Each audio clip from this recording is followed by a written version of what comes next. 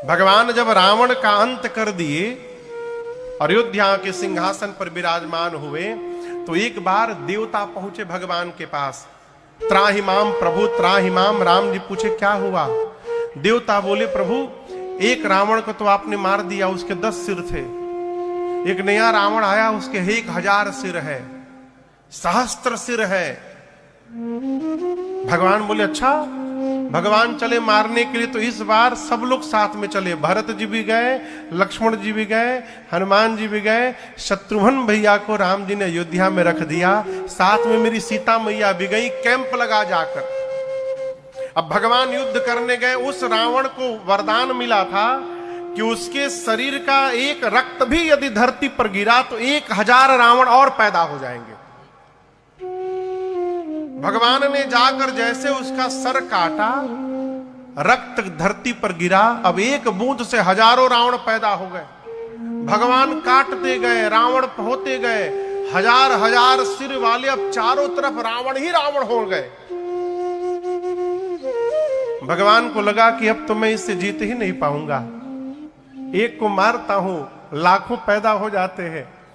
अब सीता जी से क्या जाकर उत्तर दूंगा, उनके सन्मुख कैसे जाऊंगा? ब्रह्मा जी ने निवेदन किया प्रभु वो जगत जननी है, मां ही अपनी संतान का कल्याण कर सकती है, आप जाकर उनसे प्रार्थना करिए। राम जी गए, जिस शिविर में मेरी मां विश्राम कर रही थी, राम जी गए। मां ने भगवान का उतरा हुआ मुख देखा तो प्रश्न किया प्रभु आपकी ये मुख की दशा? भगवान ने कहा मैं आपसे सहायता लेने आया हूं। भगवान ने जैसे पूरी बात बताई, मां ने अपने केश को लहराया और वहीं पर विकराल रूप धारण कर लिया मैया ने। परम क्रोध की अवस्था में मां जानकी अब बोली चलिए प्रभु। अब भगवान काटना शुरू किए सर, और जैसे रक्त का बूंद नीचे गिरता उसके पहले मां जिह्वा निकाल के रक्त पीना प्रारंभ। एक भी उसका रक्त धरती पर गिरने नहीं दी सीता मैया, सारा रक्त पान कर ली। भगवान काटते गए।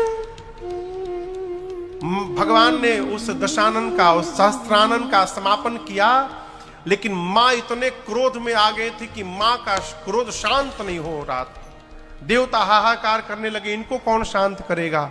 तब भगवान शंकर आकर मार्ग में लेट गए, और जैसे मां का दाहिना पांव, काली मैया जो जानकी मैया थी, उनका दाहिना पांव भगवान शंकर के वक्षस्थल पर पड़ा।